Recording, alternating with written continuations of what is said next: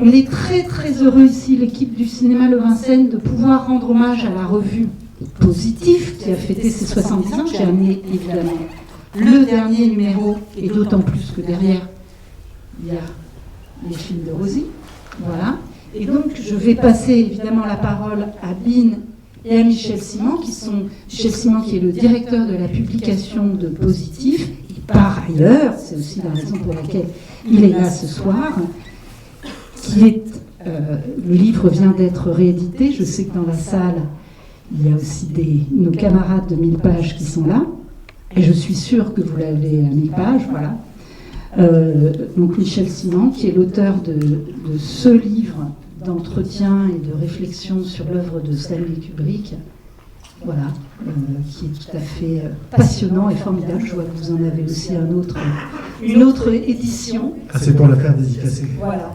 Et donc je vais laisser la parole à Michel Simon. Je pense vraiment qu'on peut l'accueillir. On est très fiers qu'il soit là.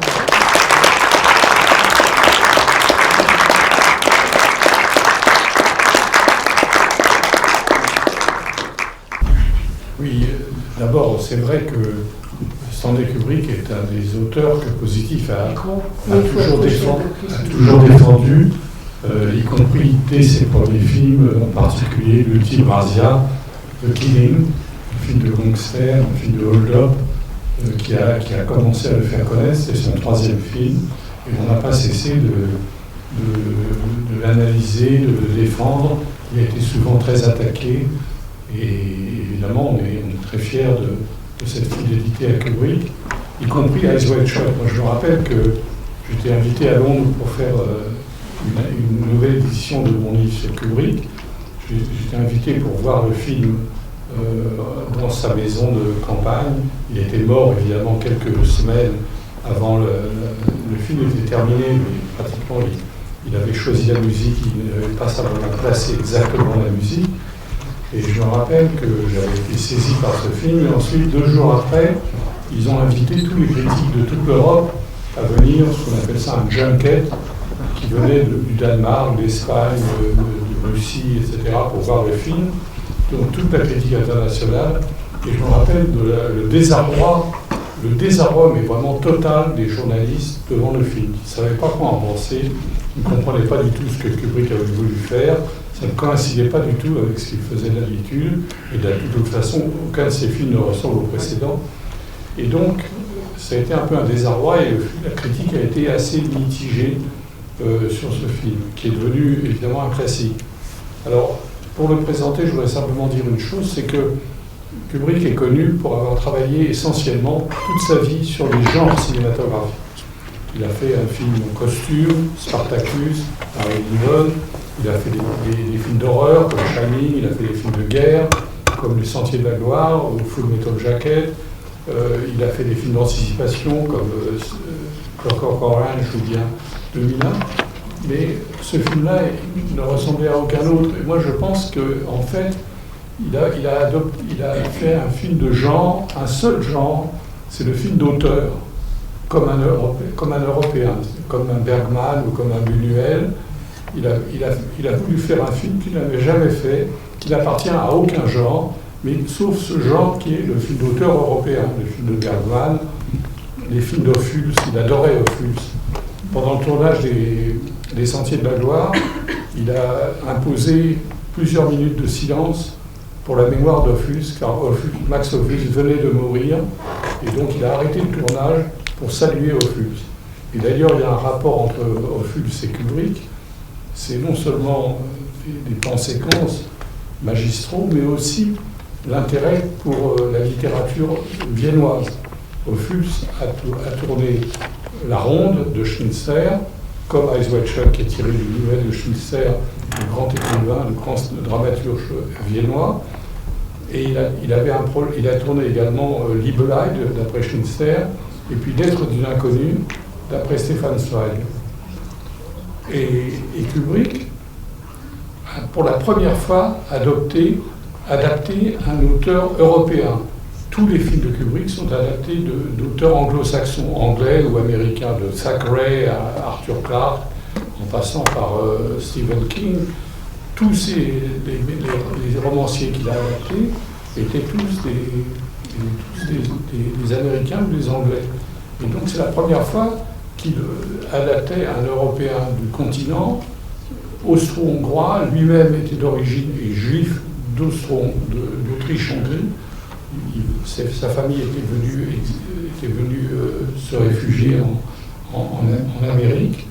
Donc il a fait pour la première fois une adaptation d'un écrivain qui n'était pas anglo-saxon. C'est une première chose.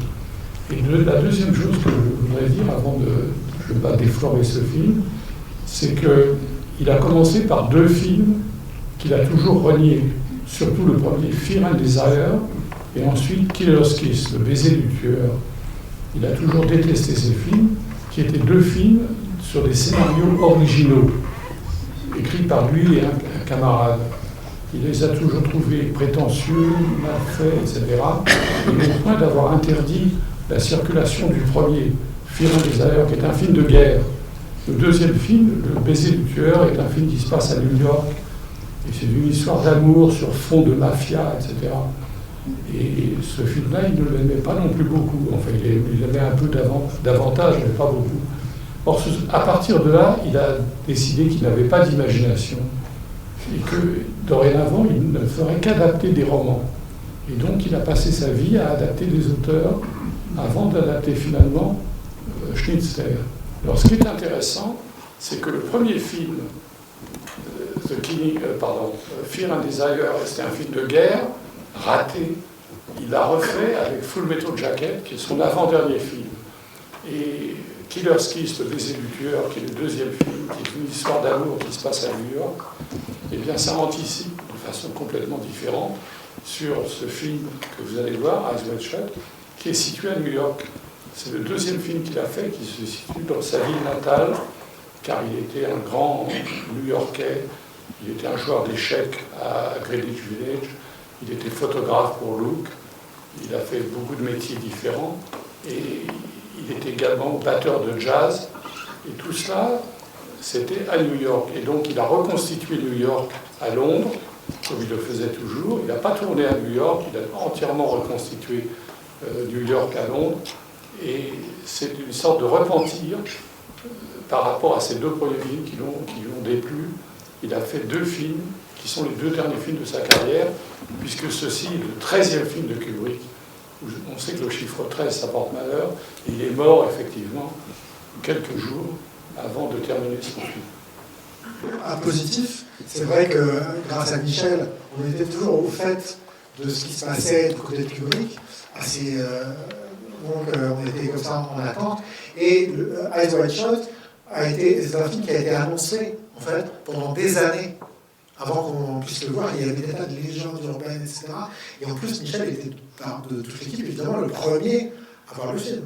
Donc, et je me souviens très bien que quand on a fait la couverture, quand le film est sorti, on a fait la couverture avec Eyes Wide Shut, alors évidemment on l'avait fait en projection de presse. Mais dans l'avant-propos de l'ensemble de textes qu'on consacrait au film, Michel commençait par dévoiler toutes les fausses rumeurs qui avaient couru sur ce film, notamment sur le tournage, sur ce qui se passait dedans, et on avait aussi ces rumeurs étranges de la critique internationale. Donc, on a l'impression à chaque fois qu'il y avait Kubrick, que grâce à Michel et à ses liens particuliers avec Kubrick, il y avait des gens du monde entier, en fait, qui voulaient joindre Kubrick après Michel. C'est son livre. Et je me souviens que lorsque nous avons interviewé Nicole Kidman à Cannes, elle ne donnait aucune interview de plus de 10 minutes à la presse internationale. Elle avait 2 films cette année-là. Et quand elle a su que Michel demandait à l'interviewer, elle a tout de suite autorisé 40 minutes parce que ce livre-là, en fait tous les étudiants en cinéma américain et tous les cinéastes américains l'ont lu. la traduction. C'est un livre qui est obligatoire quand on fait des études de cinéma. Voilà, donc on a fait la pub, maintenant vous allez voir le film, et ensuite vous aurez plein de questions à lui poser, on va pouvoir répondre à tout.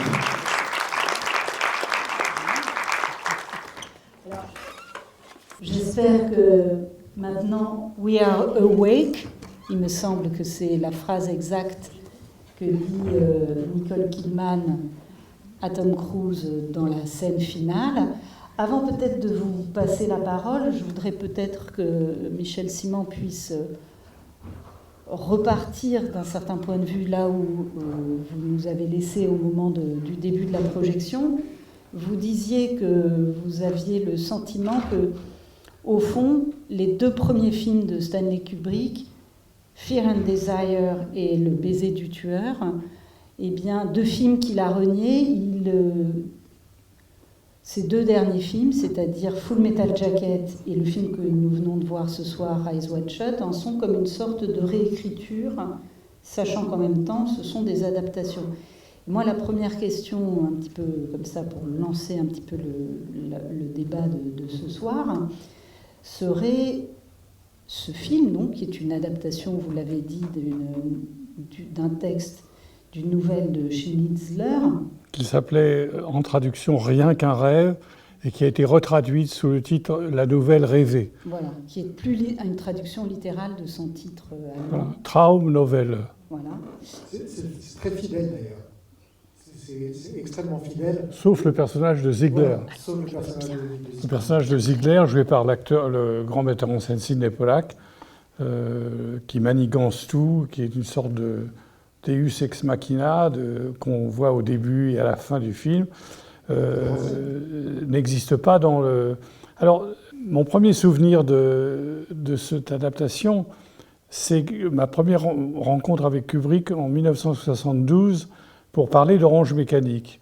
Et il m'avait parlé déjà qu'il voulait faire l'adaptation de Traumnovelle, de Rien qu'un rêve, mais qu'il bloquait aux 2/3 de la nouvelle, il n'arrivait pas à trouver une solution qui le satisfaisait.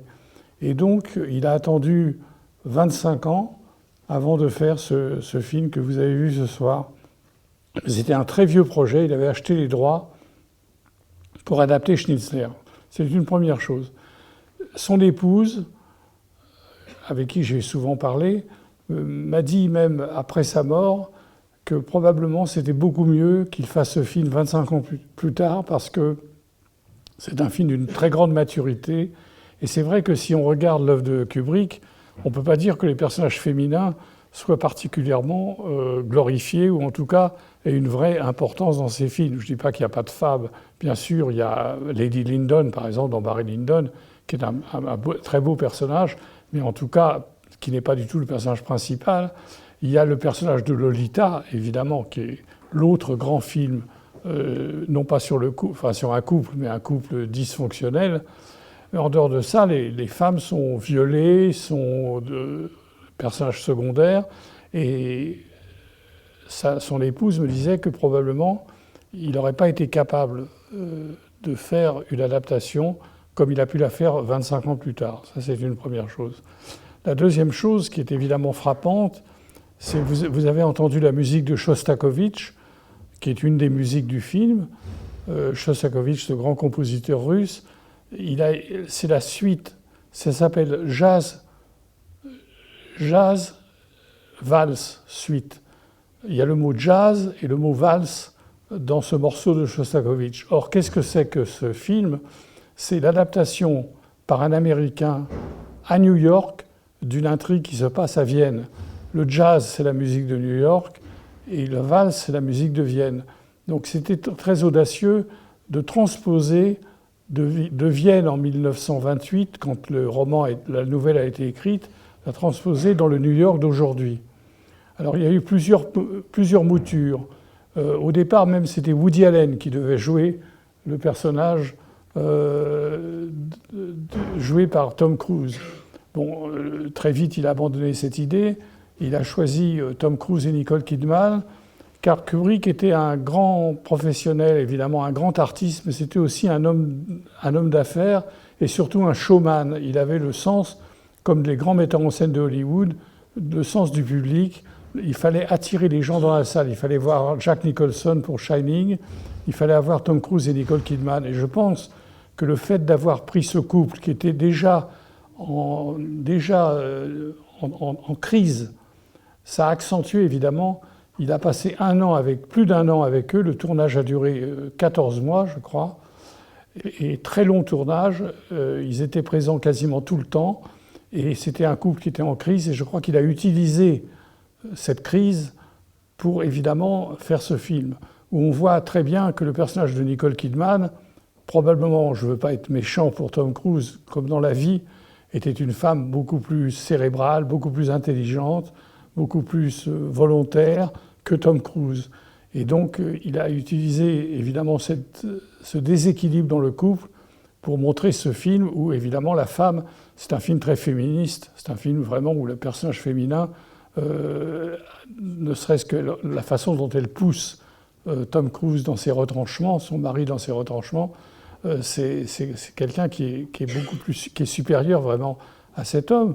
Et d'ailleurs, ce qui est très intéressant aussi, c'est le choix des acteurs, des acteurs masculins chez Kubrick.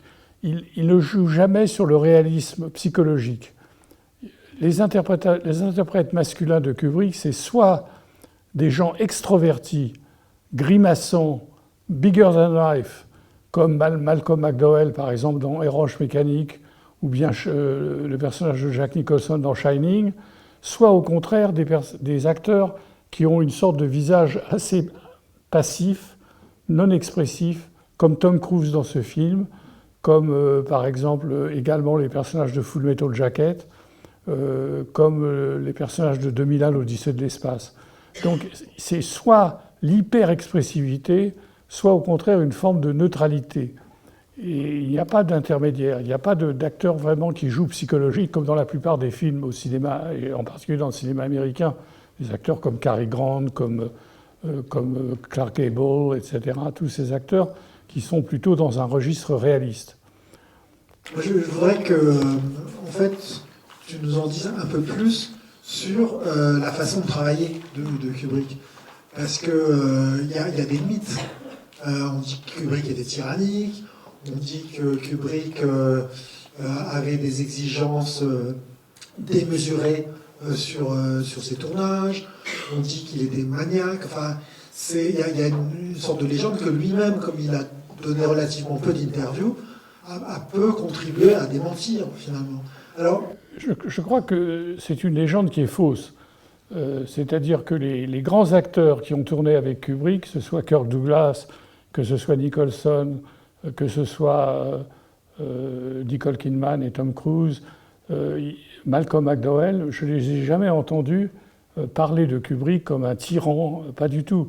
C'était quelqu'un effectivement qui faisait des dizaines de prises, qu'il épuisait ses comédiens pour avoir ce qu'il désirait. Mais ce n'est pas comme Bresson. Bresson faisait 50 prises et c'était exactement la même chose 50 fois. Il voulait brimer l'acteur. Chez Bresson, il voulait obtenir une sorte de neutralité de voix totale. Kubrick recherchait quelque chose d'unique. Et Nicholson, par exemple, dans mon livre, dit que ça lui était égal de travailler 52 prises avec lui parce qu'il voyait bien qu'à chaque fois, il l'amenait à découvrir autre chose. Et d'autre part, autre chose, c'est que Kubrick n'était pas du tout un obsessionnel du scénario. C'est-à-dire, c'est pas du tout quelqu'un qui disait aux acteurs de faire exactement ce qui était écrit dans le scénario. Il accueillait les propositions des acteurs, comme d'ailleurs pas mal de grands metteurs en scène. C'est-à-dire, si par exemple dans la scène d'Orange Mécanique, où Malcolm McDowell se met à chanter « Chantons sous la pluie », eh bien, Kubrick a dit à Malcolm McDowell, voilà, pendant que tu violes cette femme, qu'est-ce que tu veux pas chanter quelque chose? Et Malcolm McDowell, c'est comme Singing in the Rain, bon, qui évidemment offre un contraste terrible entre cet hymne à la joie de vivre qui est Singing in the Rain et l'horrible viol de la femme dans Orange Mécanique. Mais justement, Kubrick a dit génial, formidable, on garde ça, on va utiliser. C'est pas quelqu'un qui dit c'est une idée d'un acteur, je la prends pas. Donc c'était quelqu'un qui était Peter Sellers, quand il avait affaire à un très grand comédien qui savait improviser, comme Peter Sellers dans Docteur Folamour, qui joue 3 rôles, ou dans Lolita, où il joue également 3 rôles, Peter Sellers a improvisé beaucoup de choses, y compris le personnage du Docteur Folamour, et Kubrick acceptait les propositions de Peter Sellers. Il pouvait être difficile avec certains acteurs quand les acteurs n'étaient pas vraiment professionnels. Par exemple, je sais qu'avec Shelley Duvall, qui est une très bonne comédienne, ça s'est mal passé sur Shining parce qu'elle ne se rappelait pas de son texte, parce qu'elle était en retard, parce qu'elle ne faisait pas ce qu'il lui demandait pour marcher dans un couloir, etc. Donc, quand il avait affaire à quelqu'un qui n'était pas super professionnel, il pouvait s'énerver et devenir assez tyrannique. Mais en dehors de ça, je crois que c'est une très fausse impression qu'il a pu donner, ou que la légende s'est propagée sur les comédiens. Non, ce que je voulais dire, c'est l'idée de changer de Vienne en 1826, au début du siècle, et New York aujourd'hui, c'est une idée géniale, parce que d'abord, Kubrick est juif, la communauté juive à Vienne était extrêmement importante, François-Joseph, l'empereur d'Autriche, était très proche de la communauté juive, alors que le maire de Vienne était un antisémite, Luger, qui était un antisémite épouvantable. C'est là que Hitler a été élevé. Hitler a été élevé à Vienne dans un milieu antisémite. Au contraire, l'empereur était entouré de juifs qui n'avaient pas le droit, évidemment, à être ministre, avocat, qui n'avaient pas droit à toutes les grandes professions. Mais dans le domaine des arts, de la peinture, de la littérature, du théâtre, les juifs étaient très présents.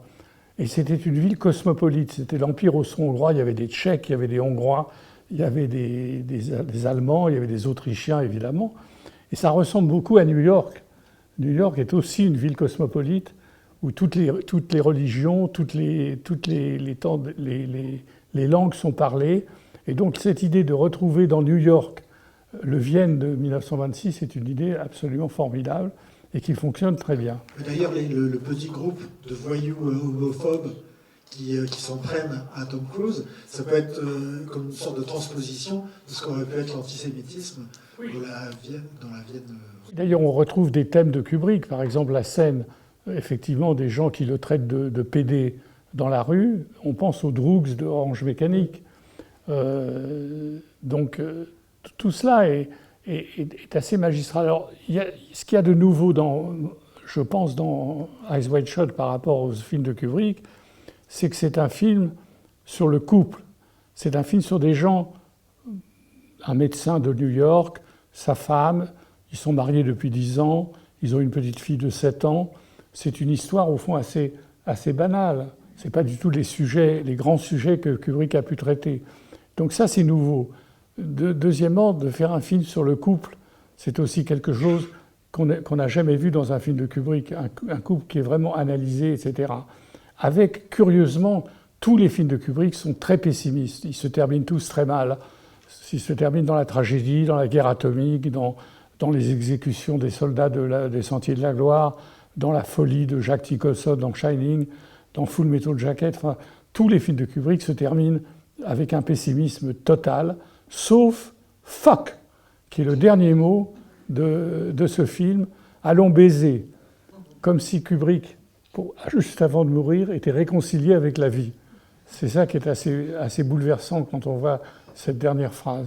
En même temps, quand le personnage de Tom Cruise dit « pour toujours », c'est terrible parce qu'elle refuse le mot « pour toujours ». C'est comme si Kubrick avait l'impression qu'il ne fallait pas prononcer ce mot parce qu'il est mort finalement avant d'avoir fini le film.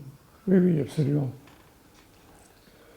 Alors, ce qui est également intéressant, c'est la structure du film, qui ressemble à celle de Orange Mécanique et de Barry Lyndon.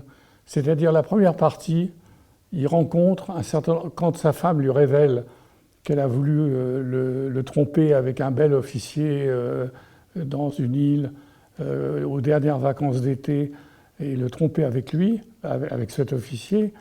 Lui, il est complètement déboussolé, il n'arrive pas à affronter ce qui lui arrive. Et il va rencontrer une prostituée, la fille d'un juge, un marchand de costumes, un pianiste. Bon, ça, c'est la première partie. Et là, après, il y a l'orgie, qui est le sommet de son dérèglement. Et ensuite, la deuxième partie, il reparcourt ce qu'il a fait dans la première partie, il va rencontrer le juge est mort dans son sommeil, comme Kubrick allait mourir dans son sommeil dans la réalité. Le juge est mort, il rencontre sa fille, la prostituée a attrapé le sida, elle va mourir. Le marchand il retrouve le marchand de costumes et il retrouve le pianiste. Donc, dans Orange Mécanique, vous avez exactement la même construction, où on voit au début, dans la première partie, Alex qui violente des mendiants, qui violente un écrivain, etc. Et puis dans la deuxième partie, c'est lui qui est leur victime. C'est Barry Lyndon, c'est la même chose. La première partie, c'est l'ascension de Barry Lyndon, qui épouse une femme riche, etc., et une noble. Et dans la deuxième partie, c'est la chute à la suite de son conflit avec son gendre, son beau-fils. Donc c'est exactement des constructions absolument symétriques. L'autre nouveauté dans le film, c'est que pour la première fois, Kubrick s'adresse à un scénariste professionnel, Frédéric Raphael. Jusqu'à maintenant, Kubrick a toujours pris des gens qui n'étaient pas des scénaristes professionnels, parce qu'il voulait des gens frais, il voulait des gens qui n'avaient pas des trucs du métier. Donc il avait choisi une romancière, Diane Johnson pour Shining, Arthur Clarke, qui n'avait jamais écrit de scénario pour 2001. Il a fait l'adaptation tout seul de Orange Mécanique et de Barry Lyndon. Les Sentiers de la Gloire, c'était des jeunes scénaristes, mais débutants, tandis que là, il prend Frédéric Raphael, qui a fait beaucoup de comédies en particulier, et en particulier un film avec Audrey Hepburn et Albert Finney qui s'appelle Voyage à deux, qui est une très belle comédie sentimentale, parce qu'il voulait, curieusement, pour ce film, qui est une adaptation, il voulait avoir un professionnel de l'écriture. Ils ont été d'ailleurs en désaccord assez souvent, mais en tout cas, il est crédité au générique. Pourquoi est-ce que ce film, pourquoi est-ce que le tournage dure 400 jours? C'est vrai que les films de Kubrick, à partir de Shining, à part 2001 qui posait des problèmes techniques considérables et qui a été très long, les films de Kubrick ont été très longs à filmer. Celui-ci a duré 13 ou 14 mois, je crois que c'est un maximum. Il y a eu des temps de pause, il y a eu des problèmes d'acteurs.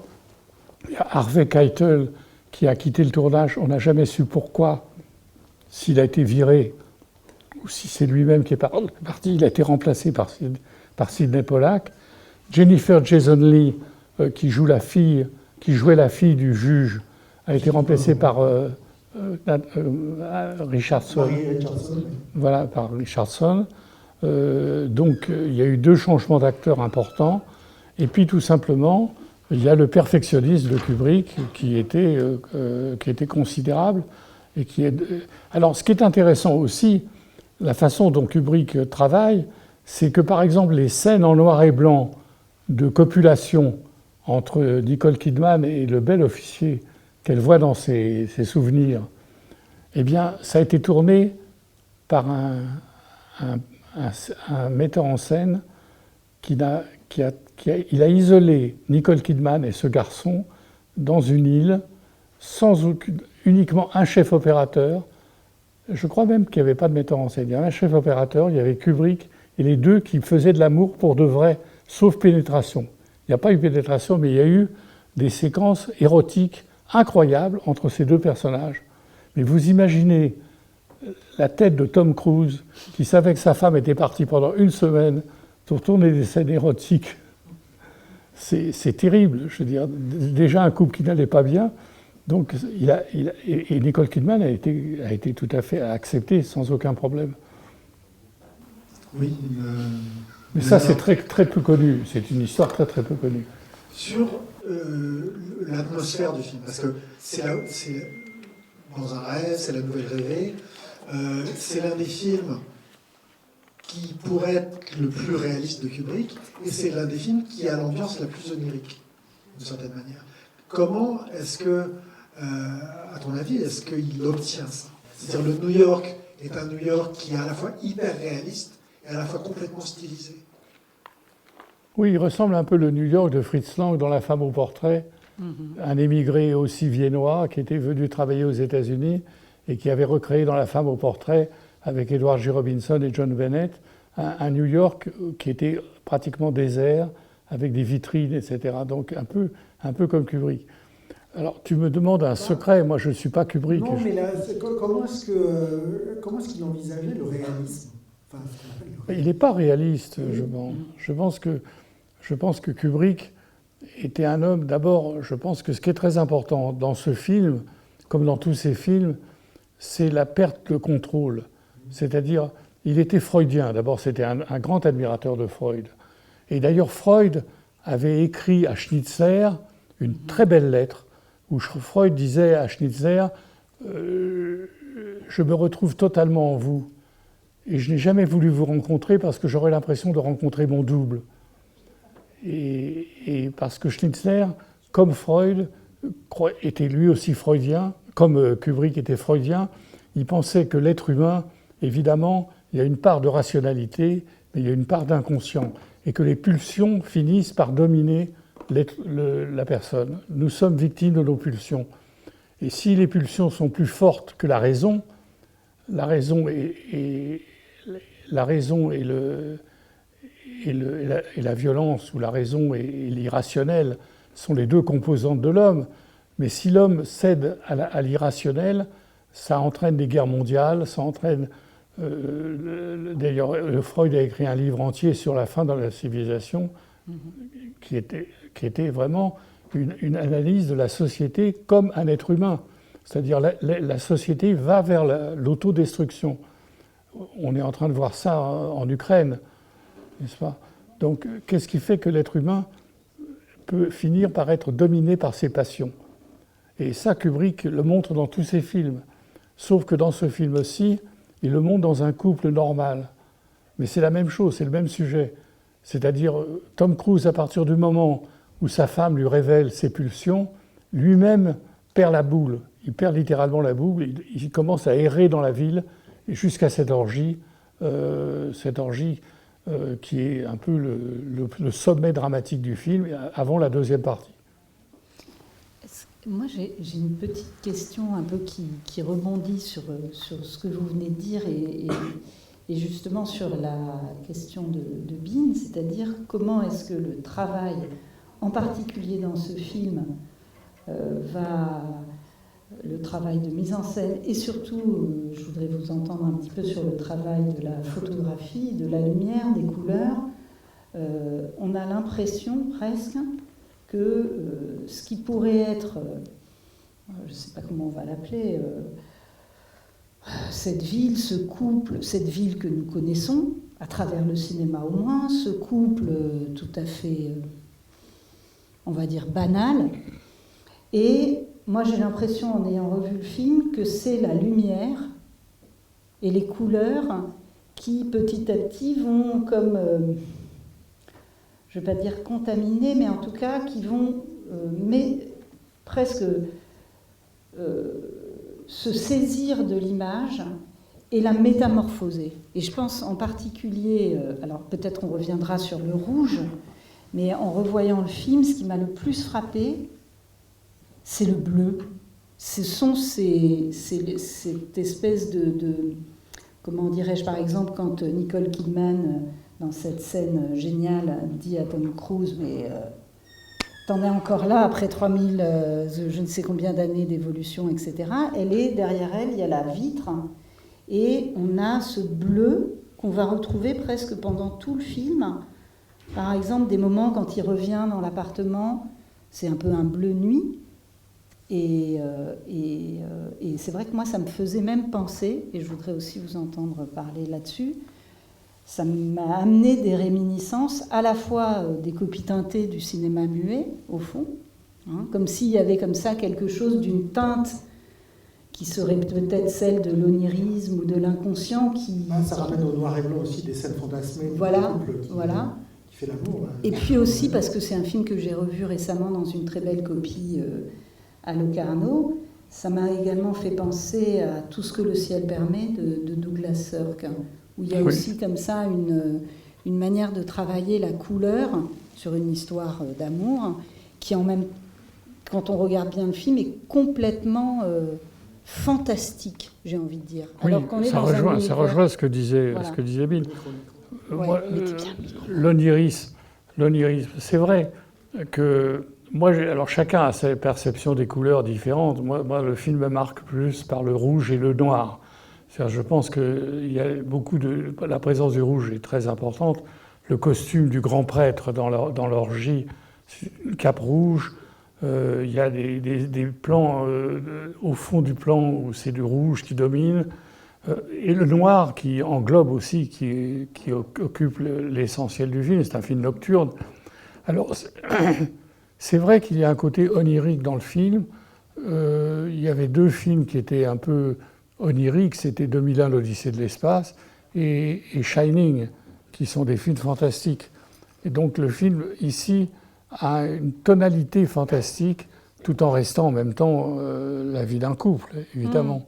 Mais c'est baigné dans le fantastique, avec des personnages comme le pianiste, par exemple, ou bien le vendeur de costumes avec cette jeune petite fille qui vend à des touristes japonais. Comme c'est un peu Lolita aussi, ce personnage de Lolita qui revient. Et, du coup, et d'accord, ce qui est intéressant aussi, c'est la musique. Alors Kubrick, à la fois, utilise le répertoire classique, dans Barry Lyndon, bien sûr, c'est Schubert, et puis c'est beaucoup de la musique du XVIIIe siècle, mais aussi la musique la plus contemporaine. Ligeti, par exemple, qui est un grand compositeur très contemporain, très révolutionnaire, il est utilisé dans 3 films, Shining, 2001 et celui-ci. Et c'est une musique presque abstraite ou concrète. C'est une musique concrète, pas du tout figurative comme la musique peut l'être. Et Ligeti est un grand compositeur hongrois contemporain, est utilisé 3 fois dans 3 films qui ont des points communs. Et on va peut-être passer la parole à la salle. Alors, bonsoir.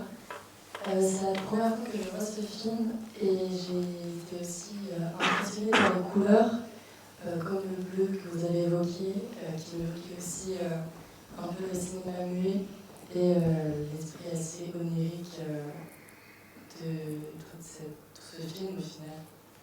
Et voilà, c'était une très bonne première impression et un très bon premier visionnage ici. Il y a une chose qui m'a frappé à nouveau en voyant le film, c'est à quel point dans le jeu de Nicole Kidman, il y a beaucoup de strates différentes, alors que Tom Cruise, il est très très bien utilisé. D'ailleurs, il a rarement été aussi bien utilisé dans sa capacité de réaction, en fait. Parce que d'habitude, il joue souvent des héros d'action, et là, c'est quelqu'un dont on guette les moindres réactions sur son visage à tout ce qu'il subit. Alors que ce que j'aime, par exemple, dans le jeu de Nicole Kidman, c'est son humour. Ouais. C'est-à-dire que c'est comme si elle était à la fois complètement sincère et qu'il y avait toujours une sorte de distance sur sa propre personne que l'actrice fait passer de façon très subtile, même quand elle est censée être justement désinhibée par la drogue, par l'alcool, etc. Mais justement, il y a toutes ces strates qui existent et qui, je pense, sont le fruit d'un très long travail avec Kubrick et d'une confiance réciproque aussi. Parce que je crois qu'il y a une chose quand on accuse parfois Kubrick d'être dépensier, mais je crois que Kubrick était quelqu'un, au contraire, de très économe en production, qui était très conscient des budgets. Déjà, pour tourner 400 jours, il faut... Ouais, alors, il tourne 400 jours, mais ça, Nicole Kidman l'a expliqué très bien. C'est-à-dire que très souvent, ils étaient avec une équipe très réduite. S'ils avaient tourné à Hollywood, il y aurait eu 5, 6 fois, 10 fois plus de personnes sur le plateau. Là, ils étaient parfois en équipe très réduite, et le seul luxe que Kubrick se permettait, c'est celui d'avoir du temps, en fait. Et ça, il ne pouvait le faire qu'avec des gens qui...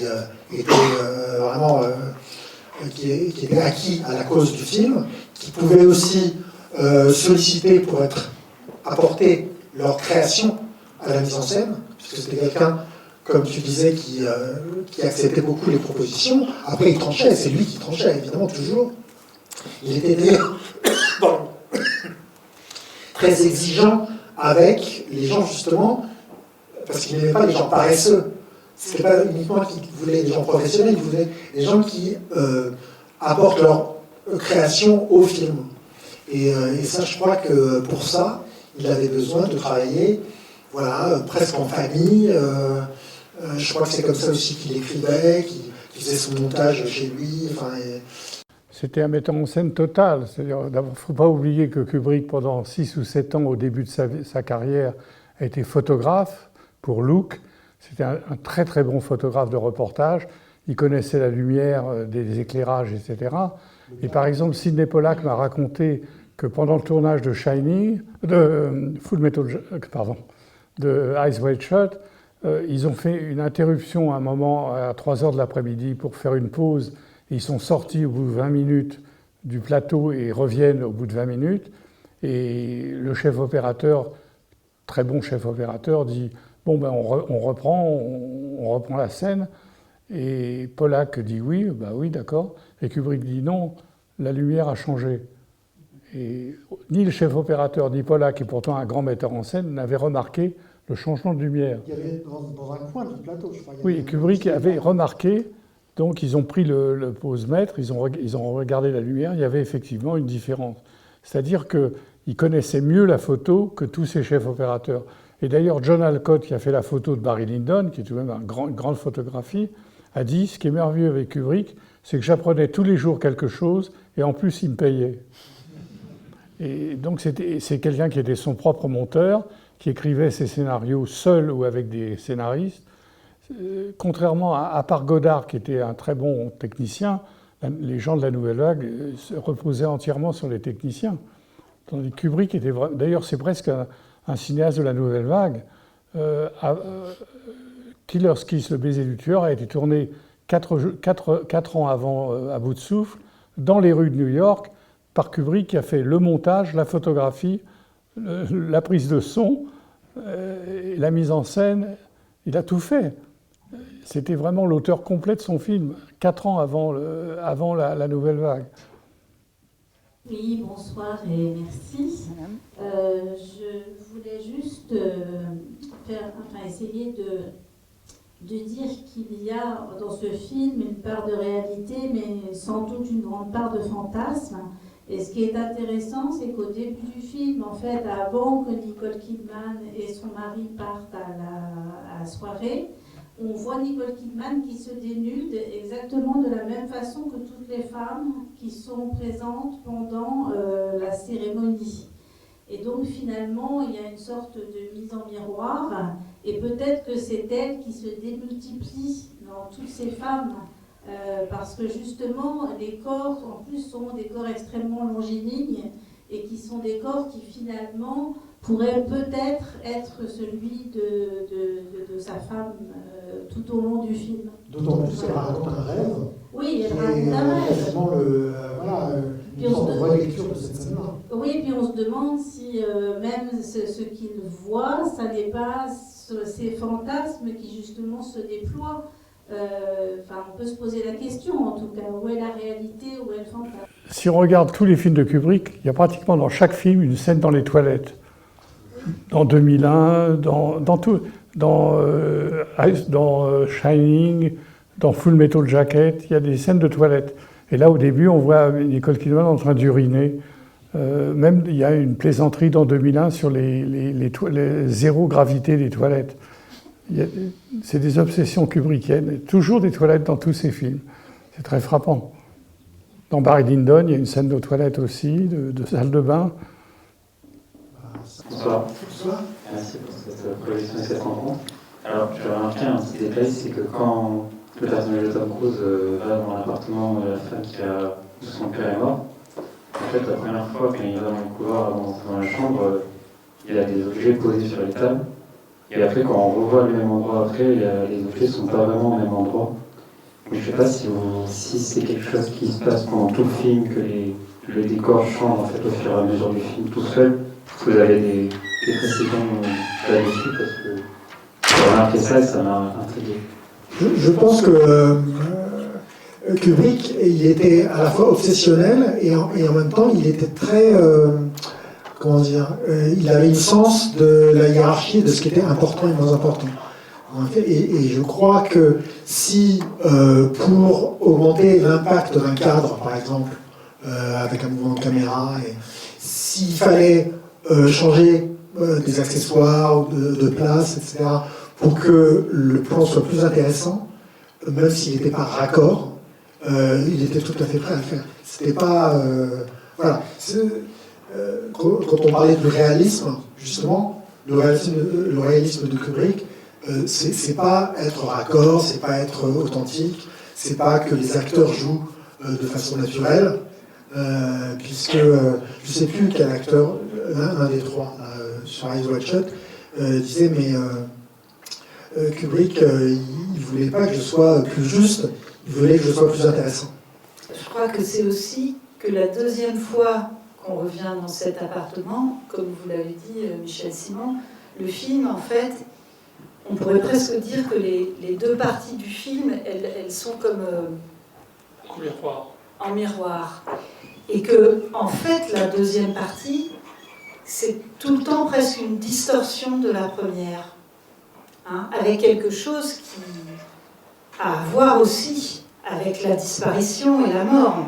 Puisqu'à chaque fois qu'il veut retrouver, vous me direz si je dis des bêtises, mais à chaque fois qu'il veut retrouver, il rappelle pour justement, chez l'avocat qui est mort, là, pour avoir sa fille, on a ce plan un peu flottant dans le couloir, je pensais peut-être à celui-là que vous pensez aussi, puis il y a le mari qui va répondre, donc c'est, j'ai envie de dire, dead hands, sans issue.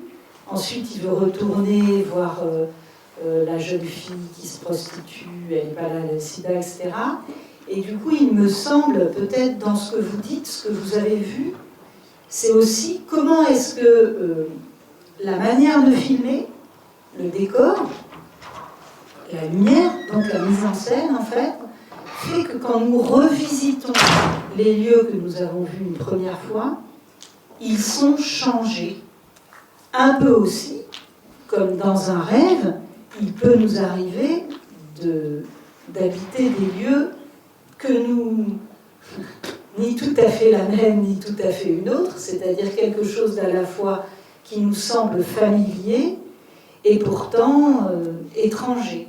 Et du coup, je crois que moi, ce que j'entends dans ce que vous dites par rapport à cette scène, c'est cette sensation-là, que quand on revisite dans la deuxième partie les espaces, les lieux, que ce soit des lieux réels ou des lieux intérieurs, eh bien, ils ont une autre teinte, pour reprendre la question des couleurs, une autre tonalité, peut-être pour reprendre le langage musical, mais aussi qu'il y a comme des légères distorsions dans l'image qui provoquent ce sentiment que peut-être qu'il y a quelque chose qui a changé, qui a bougé, qui n'est plus tout à fait le même, et qu'on est...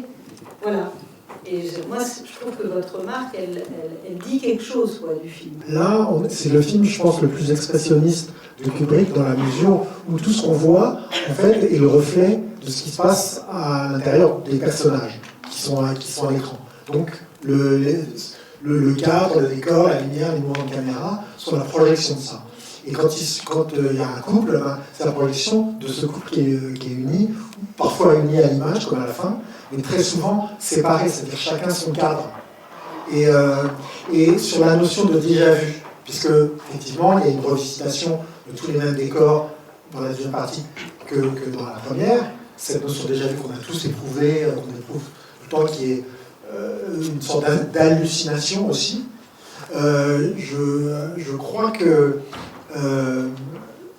chez Kubrick, le cinéma permet de concrétiser des choses comme ça intangibles et voilà. Finalement, est-ce qu'on est dans l'imaginaire ou est-ce qu'on est dans le réel? Peu importe, parce qu'on est dans le réel des personnages. Donc ils projettent vers l'extérieur, c'est une expression de leur tour intérieur. C'est même la définition de l'expressionnisme, ce mouvement qui... voilà. Ce qui est intéressant aussi, je pense, et j'y reviens, c'est tout le rapport de Kubrick avec la culture de la Mitteleuropa, ce qu'on appelle l'Europe centrale. Non seulement par le fait qu'il était juif, mais aussi par sa fréquentation de la culture allemande en particulier. Il utilise beaucoup de musique de compositeurs allemands. C'est quelqu'un qui a le scepticisme de toute la communauté de la diaspora, le scepticisme d'un peuple qui a beaucoup souffert, donc qui ne peut pas avoir une vision optimiste de la vie parce qu'elle est marquée par des massacres, des pogroms, etc. Et je pense qu'il a vraiment cette culture, encore une fois, d'Europe centrale, très profondément enfouie, qu'on n'a pas du tout remarqué au début. Au début, on pensait que Kubrick était un homme de gauche, parce qu'il avait fait Les Sentiers de la Gloire et Spartacus, qui sont des films sur l'esclavage, sur la Première Guerre mondiale. Donc on l'a mis dans une catégorie de gauche. C'est pas du tout un homme de gauche, c'est pas non plus un homme de droite. C'est profondément un anarchiste qui a un regard sans complaisance et qui est trop pessimiste pour faire confiance. La culture de gauche, c'est tout de même le fait que l'être humain fait des progrès. C'est qu'on amène petit à petit l'homme par l'éducation, par la révolution, à atteindre une lucidité qui fait que le monde va de mieux en mieux grâce au travail, grâce à la révolte, etc. Or, on sait très bien que le XXe siècle, c'est le siècle le plus criminel de toute l'histoire de l'humanité.